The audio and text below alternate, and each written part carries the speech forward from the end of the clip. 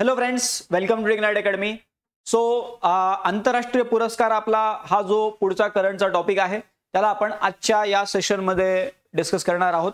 या आधी आपण वेगवेगळे जे करंट रिलेटेड टॉपिक आहेत कशासाठी तर आपल्या 28 सप्टेंबरच्या परीक्षेसाठी. सो त्या परीक्षेमध्ये कोणते कोणते टॉपिक आपल्याला करंटमध्ये महत्त्वाचे राहू शकतात आणि त्या टॉपिकची आपण MCQ फॉर्मॅटमध्ये चर्चा आपल्या या सेशन्समध्ये करतोय.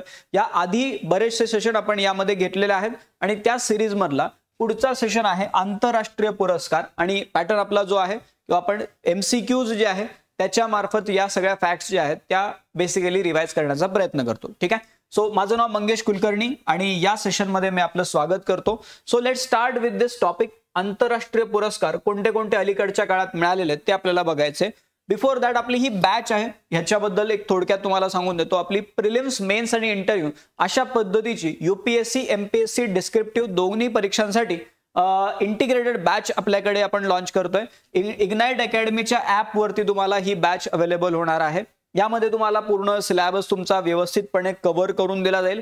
प्रिलिम्स आणि मेन्स अशी इंटिग्रेटेड तयारी यामध्ये तुमची होणार आहे. यामध्ये करंट अफेअर्सचे डेडिकेटेड मॉड्यूल कनेक्ट केले गेलेले आहेत. 1-to-1 इंटरॅक्शन फॅकल्टी सोबत तुम्ही करू शकता. त्यानंतर कंटेंट जे आहे ते ऑथेंटिकेटेड सोर्स मधून तुम्हाला तिथे प्रोव्हाइड केलं जाईल आणि अशा पद्धतीची एक होलसम बॅच म्हणता येईल याला, जी आपल्याकडे ऑनलाईन मोडमध्ये इग्नाइट अकॅडमीच्या या प्लॅटफॉर्मवरती अवेलेबल आहे. ही तुम्ही चेक करू शकता. इथे ऍप डाउनलोड करून तुम्ही ती बॅच एकदा बघा आणि इथे नंबर दिलेला आहे त्या नंबरवरती कॉल करून तुम्ही अधिक माहिती याबद्दलची घेऊ शकता. ठीक आहे. त्यानंतर आपले करंट अफेअर्सच्याही बॅचेस आहेत.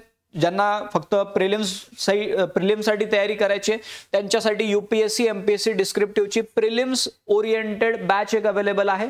आणि ज्यांना पूर्ण तयारी करायची त्यांच्यासाठी प्री आणि मेन्स दोन्ही अशा प्रकारचं कंप्लीट पॅकेज असणारी ही एक बॅच जी आहे प्री प्लस मेन्स वाली ती देखील अवेलेबल आहे. दोन्हीमध्ये आपले जे फॅकल्टीज आहेत परशुराम शिंदे सर आणि मी मंगेश कुलकर्णी आम्ही ही बॅच तुमची कंडक्ट करणार आहोत. ती पण इग्नाइट अकॅडमीच्या ऍप वरती तुम्हाला बघायला मिळेल. इथे नंबर दिलेले आहेत त्या नंबरवरती कॉल करून तुम्ही माहिती घेऊ शकता आणि इग्नाइट अकॅडमीच्या ऍप वरती देखील तुम्हाला ह्याची माहिती मिळून जाईल. ठीक आहे. बाकी 2025 मध्ये ज्यांचा निकाल आलेला आहे म्हणजे राज्यसेवा मुख्य 2024 ज्यांचा निकाल आलेला आहे त्यांच्यासाठी फ्री मॉक इंटरव्ह्यू आपण आपल्या पुणे सेंटरला अरेंज करतोय 21 तारखेला आणि त्यासोबतच 22 आणि 23 तारखेला आपले हे सेशन्स होतील. आणि यामध्ये 21 तारखेला मनीषा कांबळे मॅडम आहेत ज्या assistant commissioner of sales tax आहेत या तुमच्या पॅनलमध्ये असणार आहेत. त्यासोबतच आम्ही इग्नाइटचे फॅकल्टीज देखील त्यामध्ये तुम्हाला इंटरव्ह्यू साठी असणार आहोत. ऑन दी अदर साइड 22 आणि 23 तारखेला माननीय डॉक्टर अरुण अडसूळ सर जे आहेत जे MPSC चे माजी सदस्य राहिलेले आहेत हे या पॅनलमध्ये तुम्हाला इंटरव्ह्यू घेण्यासाठी असणार आहेत. आणि त्यासोबतच आम्ही इग्नाइटचे जे फॅकल्टीज आहोत ते पण तुम्हाला तिथे अवेलेबल असणार. ठीक आहे. इथे नंबर दिलेला आहे त्या नंबरवरती तुम्ही कॉल करून तुमचं नाव नोंदवून घ्या आणि बाकी येताना फक्त तुम्हाला काय करायचं 3 प्रोफाईलच्या झेरॉक्स घेऊन या आणि एक पासपोर्ट साईज फोटो. ठीक आहे. सो आपलं पुण्यामध्ये कुठे सेंटर आहे प्रेस्टीज पॉइंटला आपलं सेंटर आहे. तिथे तुम्हाला येऊन हे मॉक देता येतील आणि लवकरात लवकर तुमचं नाव नोंदवून घ्या आणि त्या पद्धतीने तुमच्या मॉकची प्रिपरेशन तुम्ही करा. ठीक आहे. Now coming to the topic. आंतरराष्ट्रीय पुरस्कार म्हणल्यावरती हे वेगवेगळे प्रश्न आपण बघतोय. यामध्ये पहिला प्रश्न तुम्हाला आहे 2024 मधील नोबेल, ठीक आहे, नोबेल पारितोषिक वैद्यकशास्त्रामधलं कोणाला मिळालेलं आहे. ठीक आहे. नोबेल पारितोषिक कोणाला मिळालेलं आहे. ऑप्शन ए आहे हॅन कांग, ऑप्शन बी आहे विक्टर एम्ब्रॉस आणि गॅरी रुवकुन, ऑप्शन सी आहे जॉफ्री हिंटन आणि जॉन हॉपफिल्ड आणि ऑप्शन डी आहे डेव्हिड बेकर. ठीक आहे. सो नोबेल पारितोषिक कशामधलं वैद्यकशास्त्रामधलं कोणाला मिळालं 2024 मधलं. नोबेल अत्यंत महत्वाचा पार्ट आहे. एक प्रश्न कमीत कमी तिथे यामध्ये येणं खूप जास्त एक्सपेक्टेड राहते. सो आपल्याला ह्याचे सगळे डिटेल माहिती असले पाहिजे. आता वैद्यकशास्त्रामधलं जे नोबेल आहे ते कोणाला मिळालं विक्टर एम्ब्रॉस आणि गॅरी रुवकुन यांना यावेळेसचं नोबेल प्राइज मिळालेलं आहे वैद्यकशास्त्रामधलं. इथे पूर्ण यादी मी देऊन ठेवलेली आहे. प्रश्नाचं उत्तर तर बी आहे पण पूर्ण यादी देऊन ठेवलेली आहे किंवा कशामध्ये त्यांना अवॉर्ड मिळालेला आहे. वैद्यकशास्त्रामधला अवॉर्ड विक्टर एम्ब्रॉस आणि गॅरी रुवकुन यांना मिळाला. त्यांनी मायक्रो RNA वरती अभ्यास केलेला आहे.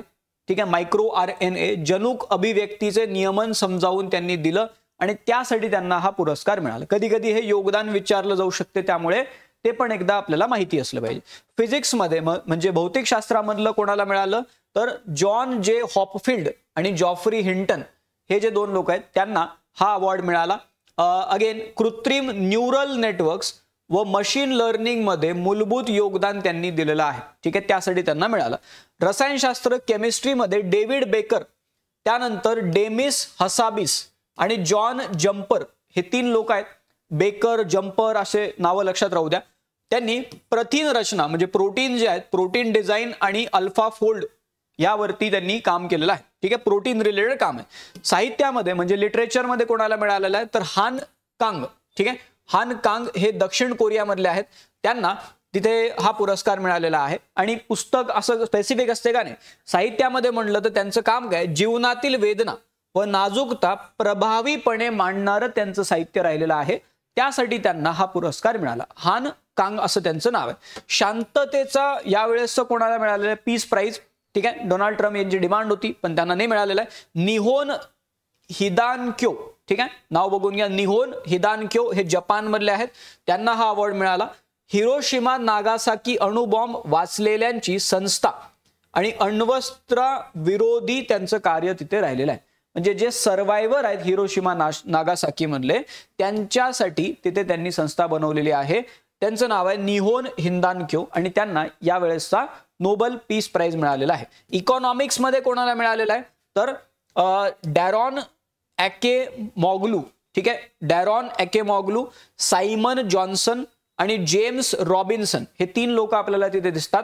आणि कशासाठी मिळालं तर राजकीय संस्था आणि समाजाच्या प्रगतीवरील परिणामांचं त्यांनी काय केलं, संशोधन केलं. ठीक आहे, असा हा पूर्ण चार्ट आहे. दिस इज व्हेरी इम्पॉर्टंट. एका चार्टमध्ये तुमचं पूर्ण नोबेल होऊन जातात. ठीक आहे, आणि मग त्यामध्ये कोणाला मिळालं, कशासाठी मिळालं, त्या सगळ्या गोष्टी तुम्हाला इथे त्यांनी दिलेल्या आहेत. ठीक आहे, चालेल. प्रश्न क्रमांक 2 बघा. प्रश्न क्रमांक 2, 2025च्या ग्रॅमी पुरस्कारांमध्ये बेस्ट न्यू एज एम्बियंट और चॅन्ट अल्बम, ठीक आहे, साठी कोणाला सन्मानित करण्यात आले. हा जो अल्बम आहे बेस्ट न्यू एज एम्बियंट और चॅन्ट अल्बम, यासाठी 2025च्या ग्रॅमी पुरस्कारांमध्ये कोणाला सन्मानित करण्यात आलं. ऑप्शन ए आहे अरिजित सिंग, ऑप्शन बी आहे चंद्रिका टंडन, ऑप्शन सी आहे अमित त्रिवेदी आणि ऑप्शन डी आहे श्रेया घोषाल. ठीक आहे, आता हे इंडो अमेरिकन आहेत ज्यांना सन्मानित केलं गेलं या अल्बमसाठी आणि त्यांचं नाव आहे चंद्रिका टंडन. ठीक आहे, चंद्रिका टंडन यांच्याबद्दल जर बोलायचं झालं 67वा ग्रॅमी पुरस्कार होता हा, 67, कुठे अमेरिकेमध्ये लॉस एंजेलिस इथे हा झाला होता पूर्ण 16 जो आहे. आणि चंद्रिका टंडन या भारतीय अमेरिकन आहेत, इंडो अमेरिकन आहेत आणि त्यांचा जो अल्बम आहे त्याचं नाव आहे त्रिवेणी. ठीक आहे, त्रिवेणी नावाचा अल्बम आहे, ते एक लक्षात राहू द्या.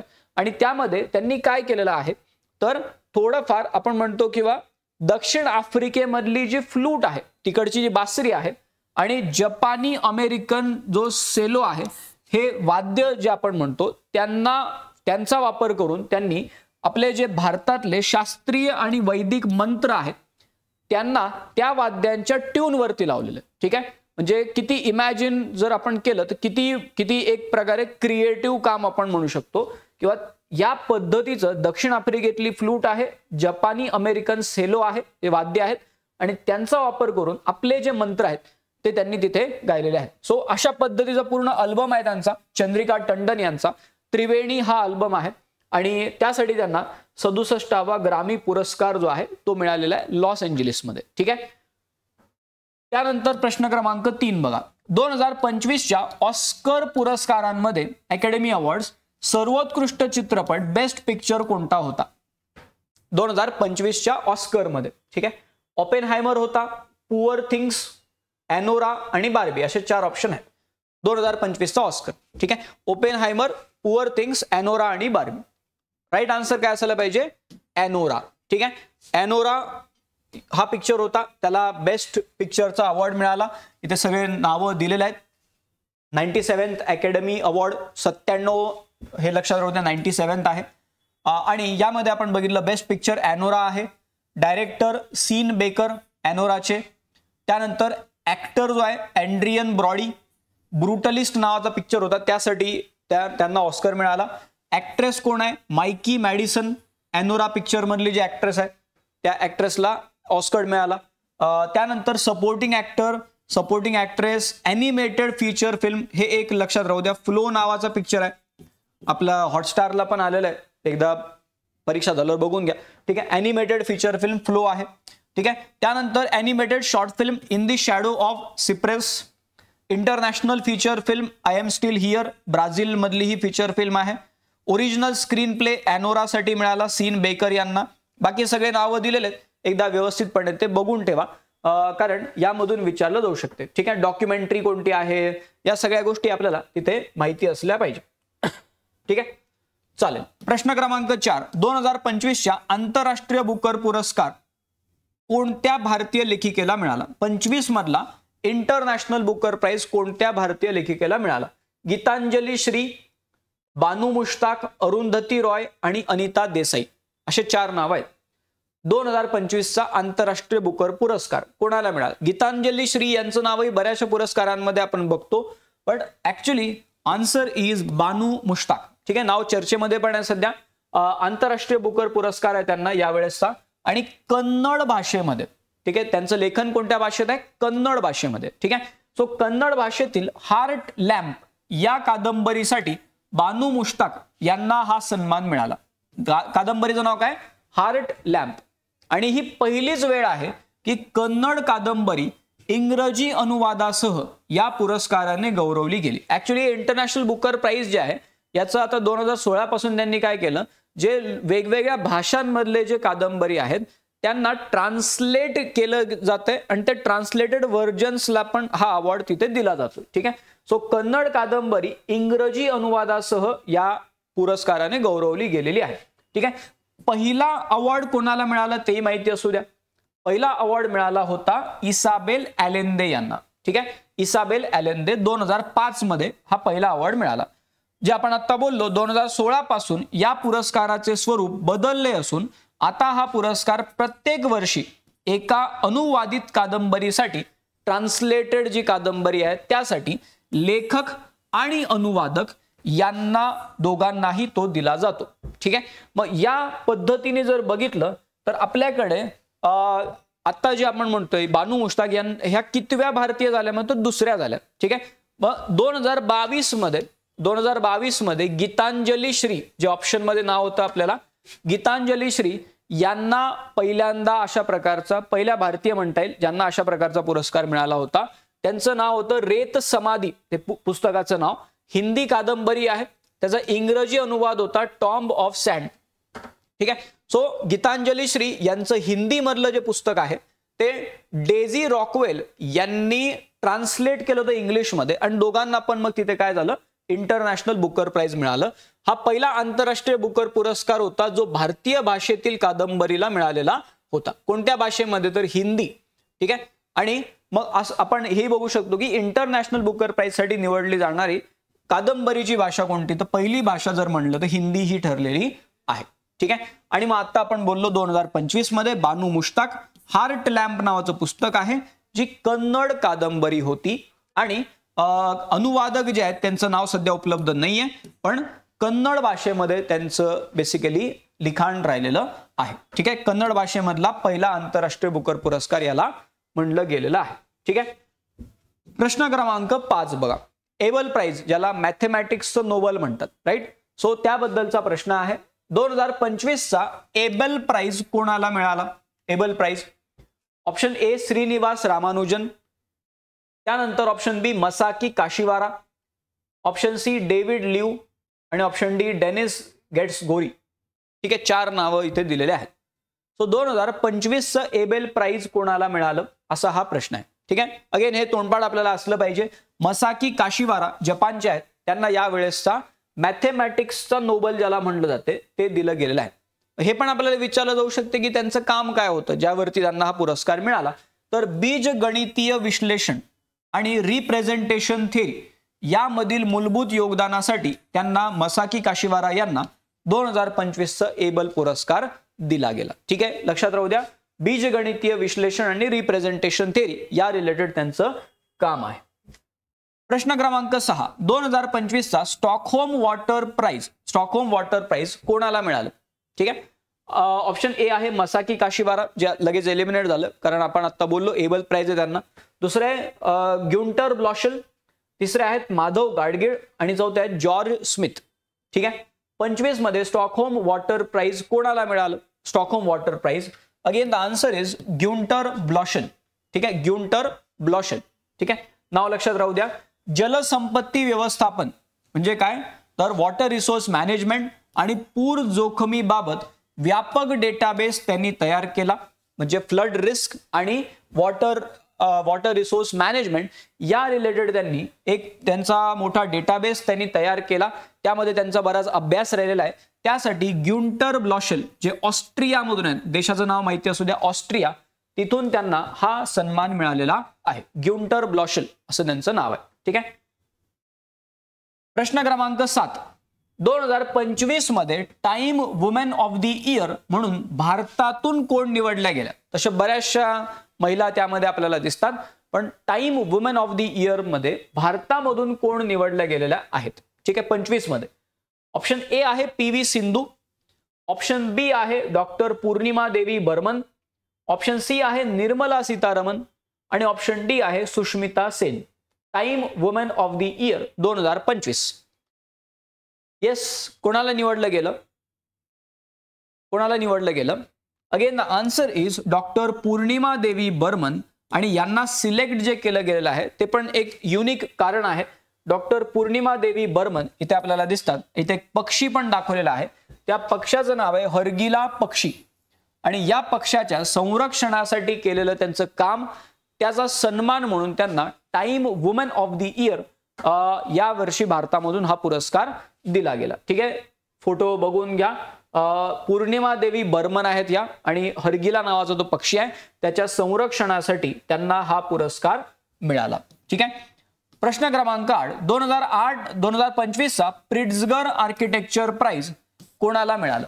प्रिट्झगर पुरस्कार आर्किटेक्चर साठी दिला जातो आणि या वेळेसचा पुरस्कार कोणाला मिळाला असा तिथे प्रश्न आहे. ऑप्शन ए आहे रेन्झो पियानो, ऑप्शन बी आहे लिऊ जियाकुन, ऑप्शन सी आहे तादाओ अंडो आणि ऑप्शन डी आहे नॉर्मन फोस्टर. 25 मध्ये प्रिट्झगर आर्किटेक्चर प्राइज कोणाला मिळालं? हे चायनामधले चायनीज आर्किटेक्ट आहेत, त्यांचं नाव आहे लिऊ जियाकुन. यांना या वेळेसचा प्रिट्झगर पुरस्कार मिळाला. इथे त्यांचा फोटो दिलेला आहे. प्रिट्झगर लॉरेट लिऊ जियाकुन असं यांचं नाव आहे आणि त्यांचं काम कशामध्ये आहे तर आधुनिक आणि शैक्षणिक वास्तुशास्त्र. ठीक आहे, म्हणजे मॉडर्न आणि एज्युकेशनल आर्किटेक्चर ज्याला आपण म्हणतो त्यामध्ये त्यांचं काम राहिलेलं आहे आणि त्यासाठी त्यांना लिऊ जियाकुन यांना प्रिट्झगर पुरस्कार यावेळेसचा दिला गेला. ठीक आहे. प्रश्न क्रमांक 9, खालीलपैकी कोणाला UNESCO Guillermo Cano world press freedom prize 2025 ने सन्मानित करण्यात आले? युनेस्कोचं म्हणा किंवा Guillermo Cano world press freedom prize 2025 कोणाला सन्मानित करण्यात आलं असा हा प्रश्न आहे. ऑप्शन ए आहे reporters without borders, option B आहे ला प्रेन्सा, ऑप्शन सी आहे द न्यूयॉर्क टाइम्स आणि ऑप्शन डी आहे committee to protect journalist.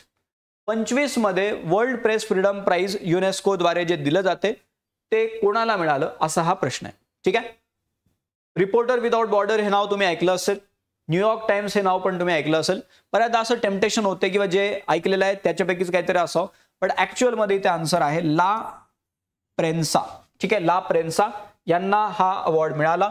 UNESCO Guillermo Cano world press freedom prize हा पुरस्कार पत्रकारितेच्या स्वातंत्र्याचे रक्षण व प्रसार करण्यासाठी दिला जातो. सगळ्यात पहिले हा पुरस्कार कधी सुरू केला गेला होता? 1997 मध्ये हा पुरस्कार सुरू करण्यात आला होता आणि 97 मध्ये काय झालं होतं तर कोलंबियाच्या पत्रकार गुलेर्मो कॅनो इसाजा यांच्या नावाला समर्पित हा पुरस्कार आपल्याला तिथे बघायला मिळतो. कोलंबियाच्या पत्रकार आहेत गुलेर्मो कॅनो इसाजा आणि त्यांची हत्या झाली होती 1986 मध्ये बोगोटा नावाच्या शहरामध्ये आणि मग त्यांना बेसिकली त्यांच्या नावाला समर्पित हा पुरस्कार तिथे आहे. ठीक आहे. ला प्रेन्सा ते बेसिकली निकारागुआ मधला आहे आणि 2025 सालचा हा पुरस्कार या पर्टिक्युलर पार्टला या पर्टिक्युलर ऑर्गनायझेशनला मिळालेला आहे. ला प्रेन्सा कुठला आहे तर निकारागुआ मधला आहे, हे आपल्याला एक तिथे माहिती असलं पाहिजे. ठीक आहे. प्रश्न क्रमांक 10. 2024 मध्ये knight commander of most excellent order of the British Empire, त्याला नाईटहुड आपण एक प्रकारे म्हणू शकतो. Knight commander of most excellent order of the British Empire KBE हा सन्मान कोणत्या भारतीय व्यक्तीला मिळाला? 2024 मध्ये नाईट कमांडर वाला हा सन्मान जो आहे हा कोणत्या भारतीय व्यक्तीला मिळाला? ऑप्शन ए आहे रतन टाटा, ऑप्शन बी आहे सुनील भारती मित्तल, ऑप्शन सी आहे जमशेदजी इराणी आणि ऑप्शन डी आहे पंडित रवी शंकर. कोणाला मिळाला यावेळेसचा नाईट कमांडर KBE अवॉर्ड 2024 मधला? Again the option is Sunil Bharti Mittal. ठीक आहे. ऑप्शन बी याचं राईट आन्सर आहे. सुनील भारती मित्तल यांना जे भारती एंटरप्राइज जे आहे त्याचे हे फाउंडर आहेत, फाउंडर आणि चेअरमन आहेत, त्यांना यावेळेसचा हा सन्मान मिळाला. आणि महत्वाचं म्हणजे काय, ते किंग चार्ल्स तिसरे यांच्या राज्यकाळात सन्मान मिळवणारे पहिले भारतीय नागरिक ठरले. ठीक आहे. असा पण एक कधी प्रश्न आला तर असंही वाक्य दिलं जाऊ शकते, किंग चार्ल्स तिसरे जे आहेत यांच्या राज्यकाळात सन्मान मिळवणारे पहिले भारतीय नागरिक कोण आहेत तर सुनील भारती मित्तल आहेत. ठीक आहे. आणि यापूर्वी कोणाकोणाला हा अवॉर्ड मिळालेला आहे ते पण आपल्याला विचारलं जाऊ शकते. तर जमशेदजी इराणी यांना 1997 मध्ये हा अवॉर्ड मिळाला होता. पंडित रविशंकर यांना 2001 मध्ये हा अवॉर्ड मिळाला आणि रतन टाटा यांना 2009 मध्ये हा अवॉर्ड मिळाला. ठीक आहे. आधी कोणाला मिळाला हे पण माहिती असू द्या, आत्ता कोणाला मिळाला ते माहिती असू द्या. ठीक आहे. प्रश्न क्रमांक 11. परवा KBC मध्ये पण हा प्रश्न आला होता, आय थिंक 12.5 लाखाला होता. आता बघा किती महत्वाचा आहे प्रश्न. ठीक आहे. So breakthrough prize 2025 life science मध्ये दिला जाणारा पुरस्कार आहे हा कोणत्या संशोधनासाठी देण्यात आला? ठीक आहे. कोणत्या संशोधनासाठी देण्यात आला ब्रेक थ्रू प्राइज 2025? पहिला ऑप्शन आहे जलसंकटावरील नवनवीन उपाय, त्यासाठी मिळाला. त्यानंतर GLP-1 हार्मोनचा शोध व त्याचे वर्णन यासाठी मिळाला. कोविड-19 साठी नवीन व्हॅक्सिन तंत्रज्ञानासाठी मिळाला. आणि CRISPR-Cas9 जनुकीय संपादनाची प्रगती त्या संबंधित हा ब्रेक थ्रू प्राइज मिळाला. ऑस्कर ऑफ सायन्स म्हणलं जातं याला, Oscar of science breakthrough prize जे आहे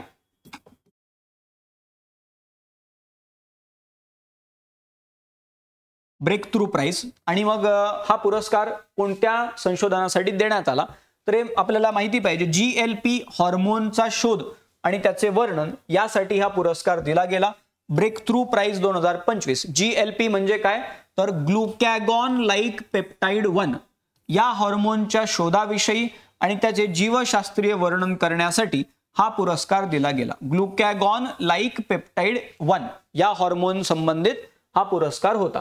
हा पुरस्कार 2013 मध्ये सुरू करण्यात आला होता आणि फेसबुकचे जे फाउंडर आहेत मार्क झुकरबर्ग यांनी आणि त्यासोबतच प्रिसिला चॅन हे दोन आपल्याला इथे व्यक्ती बघायला मिळतात.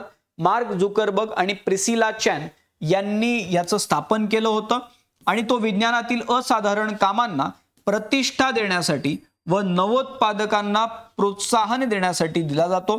आणि आपण आधीच बोललो किंवा हा काय आहे तर ऑस्कर ऑफ सायन्स असं त्याला म्हणलं जाते. ठीक आहे. सो हे एक आपल्याला माहिती पाहिजे. आणि आजच्या या सेशन मधला शेवटचा प्रश्न आहे हा world press photo of the year 2025 हा पुरस्कार कोणत्या छायाचित्रकाराला मिळाला? छायाचित्रकाचं नाव. ठीक आहे. आणि यामध्ये अजून एक महत्वाचं काय राहू शकतं, कोणाचा फोटो होता. ठीक आहे. ते दोन्ही आपण बघू. पहिले छायाचित्रकाराचं नाव काय आहे? ऑप्शन ए आहे लिन्सी अडारियो, ऑप्शन बी आहे स्टीव्ह मॅक्री, ऑप्शन सी आहे सामेर अबू अलोफ आणि ऑप्शन डी आहे जेम्स नॅक्टवे. कोणी फोटो काढला होता आणि त्या फोटोला world press photo of the year हा पुरस्कार मिळाला? Answer is option C Samer Abu Alouf. ठीक आहे. यांना हा पुरस्कार मिळाला. 2025 सालचा हा जो पुरस्कार आहे सामेर अबू अलोफ यांना मिळाला. ते कुठे आहेत तर कतारमध्ये राहतात. कतारची राजधानी दोहा इथे ते राहतात आणि ते बेसिकली गजाच्या भागामधले छायाचित्रकार आहेत. सध्या दोहामध्ये राहतात पण गजा पट्टी जे आहे तिथले ते छायाचित्रकार आहेत. ठीक आहे. काय नाव आहे, सामेर अबू अलोफ. आता यांनी काय केलेलं आहे, एक 9 वर्षाचा पॅलेस्टिनी मुलगा, त्याचं नाव आहे महमूद अजूर, ठीक आहे, त्याचा फोटो काढलेला आहे. आणि मग त्यामध्ये इथे बेसिकली काय झालेलं आहे, तर यांनी इस्रायलच्या हल्ल्यामध्ये त्याचे दोन्ही हात गमावलेले आहेत. फोटो पण एकदा तुम्ही बघू शकता, पण ते दोन्ही हात गमावलेले आहेत. छायाचित्रात महमूद शांतपणे कॅमेऱ्याकडे पाहतोय, पण त्याचे दोन्ही हात खांद्याखाली लपलेले असतात, ठीक आहे.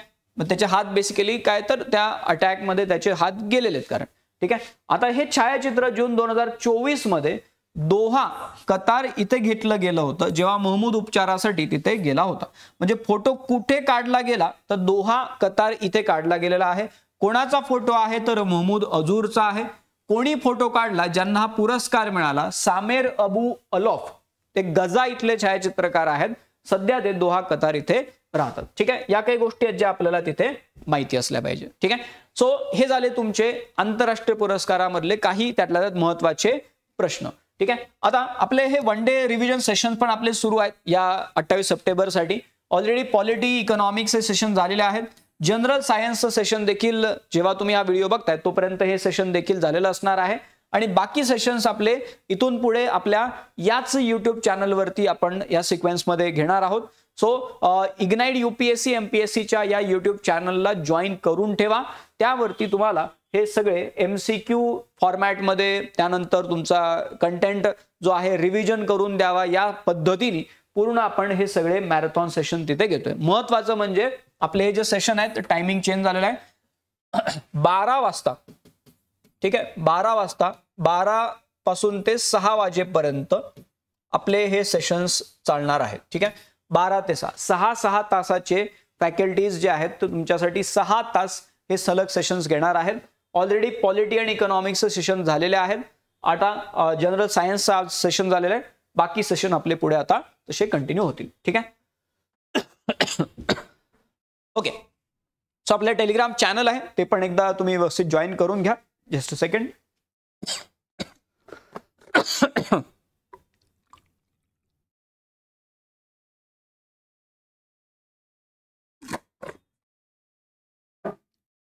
सो आपलं हे टेलिग्राम चॅनल आहे, व्हिडिओच्या डिस्क्रिप्शन मध्ये त्याची लिंक पण दिलेली आहे. तिथून तुम्ही हे चॅनल जॉईन करून घ्या. त्यावरती काही आपले अपडेट्स जर असतील, परीक्षा संबंधित असेल किंवा काही कंटेंट असेल, ते आपण त्या चॅनलवरती पोस्ट करत राहतो. तसंच खाली डिस्क्रिप्शन मध्ये इंस्टाग्रामची पण लिंक आहे, तिथून इंस्टाग्रामही जॉईन करून घ्या. तिथे आपल्या चांगल्या अपडेट्स तुम्हाला तिथे मिळत राहतात. आणि युट्यूब चॅनल तुम्ही जॉईन केलं असेल, नसेल केलं तर करून घ्या. आणि बेल आयकॉन दाबून ठेवून द्या. काही जरी नवीन अपडेट आली की तुम्हाला लगेच नोटिफिकेशन येऊन जाईल, ठीक आहे. इथे नंबर दिलेला आहे, या नंबरवरती कॉल करून तुम्ही अधिक माहिती घेऊ शकता. आणि महत्त्वाचं म्हणजे आपली जी बॅच आहे UPSC आणि MPSC डिस्क्रिप्टिव्ह साठी, मग ती प्री, मेन्स आणि इंटरव्ह्यू वाली इंटिग्रेटेड बॅच, आणि त्यासोबतच आपल्या करंट अफेअर्सच्या बॅचेस या आपल्या इग्नाइट अकॅडमीच्या ॲपवरती तुम्हाला तिथे बघायला मिळतील. सो एकदा ॲप डाउनलोड करून त्या बॅचेस नक्की बघा, चेक करा. आणि त्या हिशोबाने आय विल सजेस्ट की तुम्ही करंट अफेअर्सच्या आणि त्या कॉम्प्रिहेन्सिव्ह ज्या बॅच आहेत त्या नक्की परचेस करा. त्यामधून तुम्हाला तुमचं जे प्रिपरेशन आहे ते प्रॉपरली स्ट्रीमलाईन होऊन जाईल. आणि त्या पद्धतीने तुम्ही तुमच्या सिलेक्शनकडे एक पाऊल जे आहे ते टाकल्यासारखं त्याला आपण म्हणू शकतो, ठीक आहे. सो थांबू आपण इथे. Thank you very much. आपण इथून पुढच्या सेशन्समध्ये अशाच काही इंटरेस्टिंग गोष्टी घेऊन पुन्हा भेटत राहू. करंटचे अजून आपले काही सेशन्स प्लॅन आहेत. सो त्या पद्धतीने आपण इथून पुढच्या लेक्चर्सला पुन्हा भेटू. आता आपण इथे थांबू. Thank you very much.